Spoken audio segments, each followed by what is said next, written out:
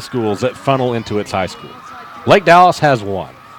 The amount of kids, the pool of kids, everything is just so different for these two schools. But Adam Bodecker talked about if you join these two schools, you would have one amazing powerhouse 5A school. Oh, no doubt about it. There's a lot of football talent right there. You think about the kids that have come out of Lake Dallas, too. James Franklin started at University of Missouri for the last 3 years at quarterback. Unfortunately, he was injured last week. But they're 6-0. Franklin's led them to a 6-0 start in the SEC. And guess what? Oh, by the way, they knock off number 7 Georgia last week. Yeah. So playing pretty good up there at Oklahoma, starting right tackle for the Oklahoma Sooners. Number 79, Big Darrell Williams, played here at Lake Dallas. Dalen Williams. Grayson Shaw. 2 years ago was the quarterback for Lake Dallas. He's playing at Dartmouth and just putting up big numbers in the Ivy League. Last year, he was the Ivy League Newcomer of the Year. D'Antonio Jordan playing at Stanford. So Lake Dallas had some good competition. Good players to work with. Yes. But, Coach our Young, alumni is strong. Coach Young knows what to do with them. He usually has them in the right spot, and that's something else Bodecker talked about. He does a good job developing players. Being part of the Falcon family has been a good ride. I've been watching this stuff for ever since we used to play in the old stadium back in the early 2000s. Matter of fact, I watched former Falcon Dusty Dvorak I used to run the chains on the sideline, and got to watch that kid. He was a man amongst boys. He, of course, went on to play at Oklahoma and then for the Chicago Bears. So it's been a fun ride for me, that's for sure. I enjoy doing Lake Dallas football and love everything about it. This ball hit off of Bryant's hands for 3. He goes back into the end zone. It's fumbled, takes the ball out to the 5-yard line, and if it can go wrong, it's going to go wrong right now. Coach Young's got to be beside himself there. Take a knee on that. You've muffed the punt. Just go ahead and take your knee and come back out to the 25-yard line. I think he muffs it out in the field of play. I think he's got to bring it back out. Is that what happened? Absolutely. Yeah, at the very least, I think he was unsure. He was definitely unsure. So it was like, I've got to bring it out. He was trying to take a knee, and I don't think he heard the whistle. So at that point, I think it became clear to him he's got to do something. Maybe. 2:40 left to go here in the second quarter play. Geyer leading 28-3. Contreras and Dagan Hahn in the backfield. 3 receivers on the near side. It's Sasser alone on the right side to give us Contreras up the middle. Breaks a few tackles, bucks and spins. Going to take the ball out to the 9-yard line. Nifty 4-yard pickup there by Mark Contreras. Yeah, 4 hard yards of running right there. Those were tough. Those are uphills and sideways, same time. No doubt. In the snow with no shoes. And all that, huh? So if you don't mind me asking, why is the clock stopped there? It's not. It's still going. Well, it was stopped at 2:29. No, it was stopped for quite a while. So yeah. What? Play clock is at 17. It seems to be working out. I just don't understand why the game clock would have stopped at all. That doesn't make sense. Probably Second down and 6. Hahn dropping back to pass. Has a little bit of time. He's back in the end zone. Gets rid of it down the right side. Intended for Sasser. Out of bounds. Incomplete. It's going to bring up 3rd and 6. That made me nervous. He's back there too long. You can just see it. Dagan's dropping back, and his feet are just getting so happy. I don't blame him. I mean, he's just been under so much pressure. That time he actually had a decent pocket and reasonable amount of time to pass the football. I still think we need to be looking for these short slants. Let's try a screen pass. Let's try to do something to take the pressure off that heavy pass rush they're putting on us. Sometimes we'll come and use Josiah down here on some different plays when we get close to goal line. Why not try some of that right here? Hahn going to roll out to his left and getting pressured again. Now he's back in the end zone, rolling back to his right. He's going to flick the ball out of bounds. And he was just running for his life. I hate to say it, Nick, but I'm calling it like I see it. He's just under heavy pressure and just can't seem to find an open receiver. It's 4th and 6 at the Falcon 9. Falcon's going to have to punt this ball away, and let's see what we do. Typically, it's Logan Stewart punting, and that's who is in punt formation at this point for the Falcons. Stewart, more of a traditional punter. He's just going to catch the ball and get the ball away. Which is what we need down here in this part of the end zone. zone. No doubt about it. Geyer has 2 guys standing at the Falcon 40. Stewart standing about 6 yards deep in his end zone. Geyer doesn't put a rush on. They're going to play for the return. It's a low kick down the middle of the field. Boy, and the receiver comes up. That ball's loose. Falcons could come up with it. I don't know. Was it a Geyer ball? I think I saw a black jersey fall on, and that's exactly what happened. The receiver came up the field, the ball at about the 35-yard line, gets immediately smashed. And did you get a number on who made that play? I didn't. I just know Jake Papard was down here trying to get that ball, but it just took a really weird bounce, like someone had rethrown it up. It bounced about 15 yards to the left, a diagonal direction and forward toward, down to the Falcon 24-yard line. So that was a break that the Falcons definitely needed, because right now Geyer has the football 1st and 10 at the Falcon 24. Yeah. I don't know exactly who made that play for the Falcons, but it was great punt coverage. Hurd going to keep it himself. Off right tackle, cuts it up inside, and it's Josiah Tauefa making the stop for a short 1-yard gain. That's a good play right there. If you want to see just how powerful Josiah is, just one-handed takes him down. Davenport, Tauefa, I believe Mitchell Withrow up there on the front line for the Falcons. Hurd dropping back to pass under heavy pressure, and it looks, he comes close to being sacked, and it is a sack by Mitchell Withrow, number 44. It's a 1-yard loss, but the sack keeps the clock rolling, Nick, and it's now 3rd and 10. I got to tell you, he laid it out there like Superman to grab him. He was completely sideways reaching for Hurd. Hurd this time on 3rd and 10, fires a pass right side. That's David Haynes. He catches it. Bob Jackson in on the tackle. It's down to the 9-yard line, 15-yard pickup, and a Geyer first down. You know what he said when he tackled him? You heard me. I'm sure Withrow would have said that. Hurd under center now, and he's just going to spike the ball, trying to stop the clock. I think we might have had that referee was blowing. I thought he was blowing his whistle a little bit early, but no. 2nd down and goal.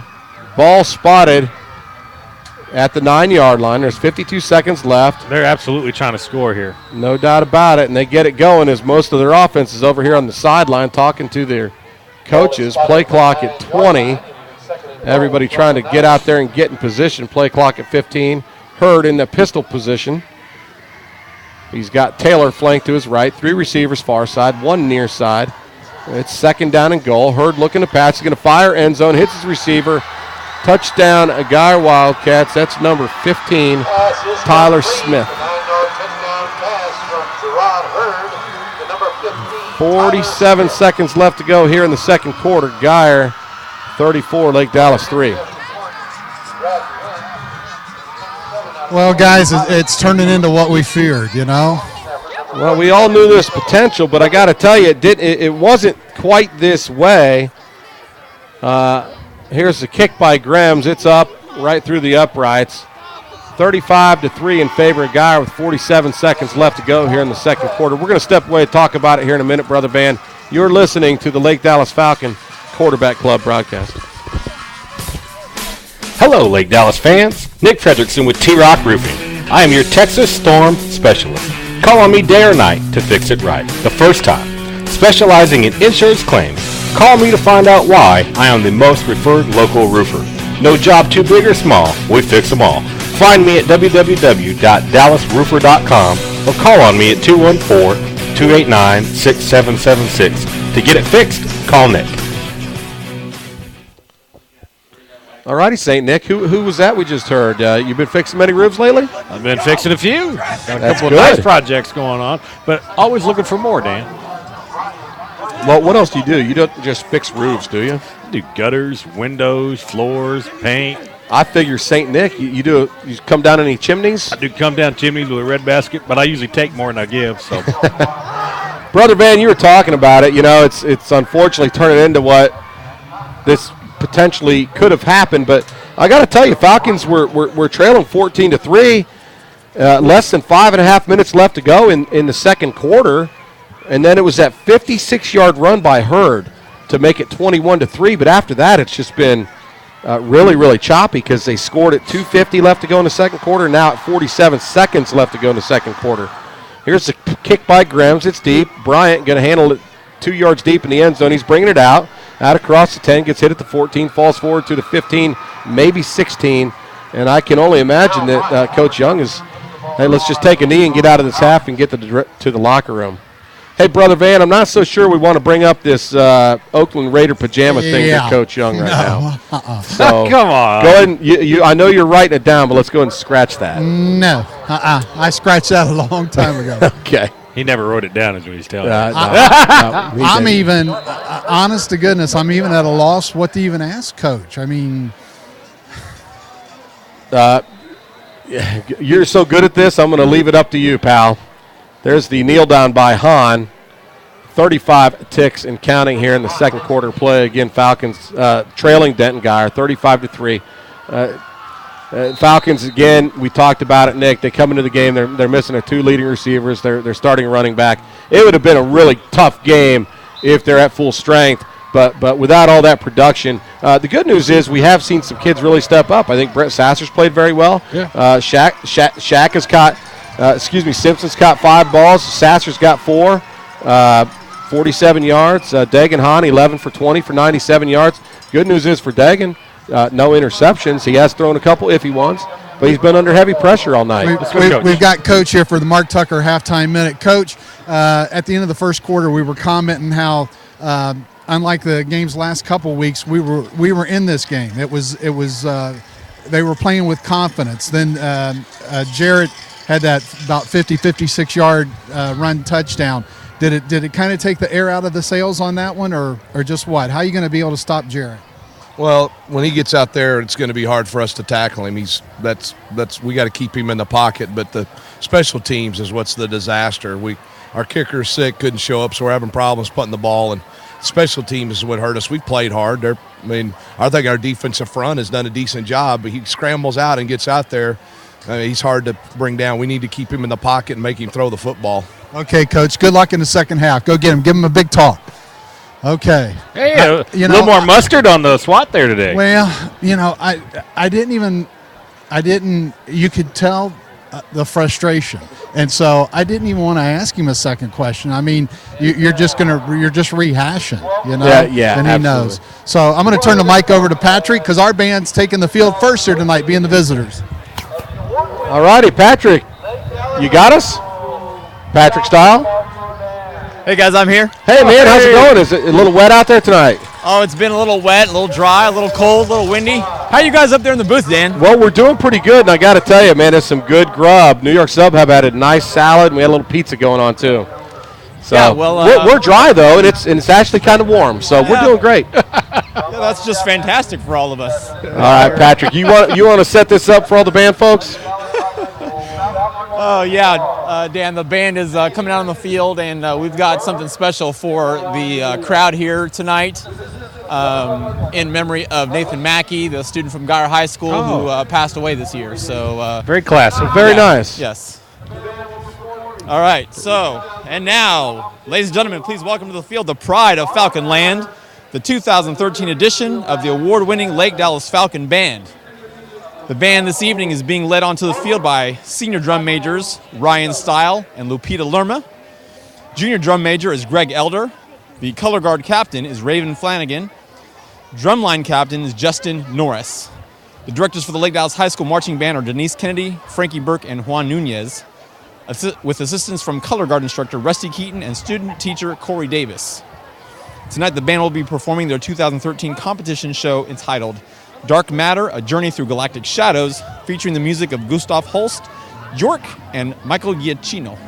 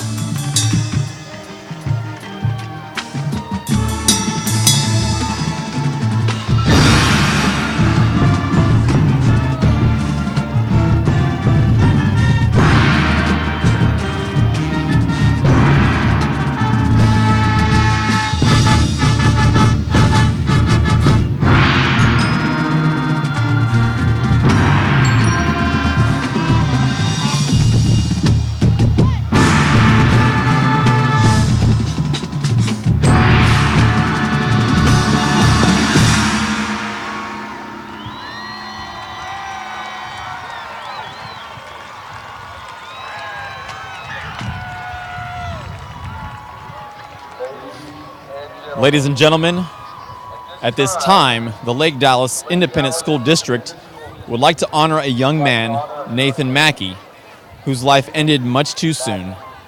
In the aftermath of such a tragedy, we must pull together in order to heal. Although our kids attend different schools, we are all still one community, and Lake Dallas High School supports Geyer High School.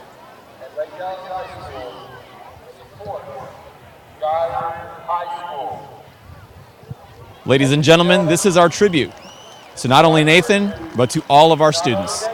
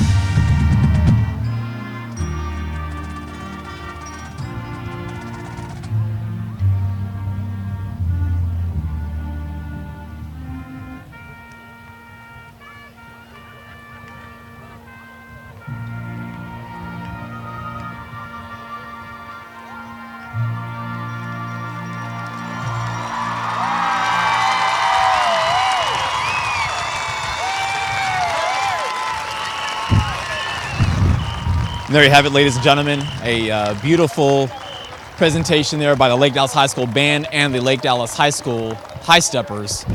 Amazing Grace in honor of the young man Nathan Mackey, whose life ended earlier this year from as a student from Geyer High School. And that, ladies and gentlemen, is your halftime show from the Lake Dallas Falcons. And next up will be the Geyer High School Band. Hey, Patrick. Yes, sir. Hey, that was nice. We were up here watching, and they did a good job with that. And I think the Geyer fans certainly were very supportive, and I'm sure they just love to see it. I could see them all stand up and clap, and of course you heard it throughout the stadium. But good, nice touch of class there by the Falcon Band, especially in such a kind of rivalry type situation. Right, absolutely. Very proud of our band and our directors for doing that. And you're right, the Geyer stands here, went pretty wild when they did that. They really appreciated it, and it was a good thing. I mean, we did it not to do anything else but to show Geyer that we're neighboring schools and we're all part of one community, and that's it. So absolutely, that's a good job. Hey, got Hammer up here in the booth if you want to say. Hammer. How's it going, Mr. Style? All right, brother. How are you? I'm doing well. How are you? How are things out there in West Texas? Things are going great. Yeah, that's good. Going great.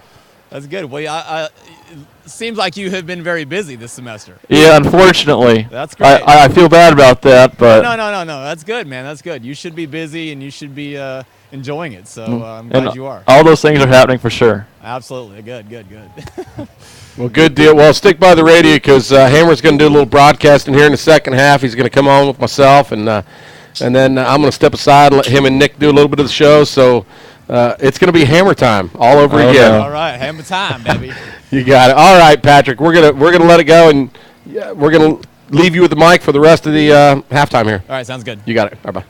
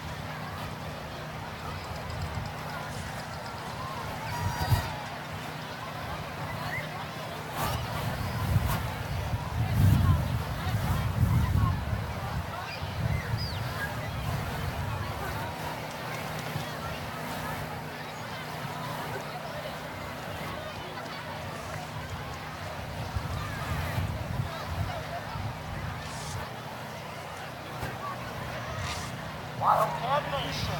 Present with pride, Shire High School, Marching Band. Band is led on the field by head drum major Christopher Pyle, assistant drum major Morgan. Tonight, the band will be playing the 2013 field production, Waterway. Field flag, Alice Field Band. We invite you to sit back, enjoy the sights and sounds of Wildcat Marching Band.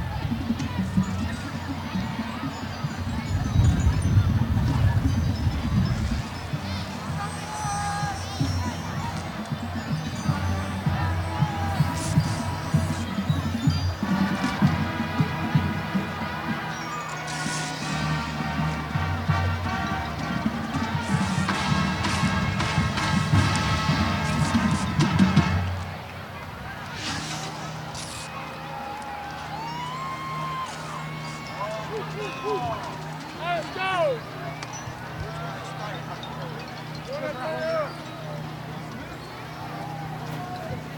go!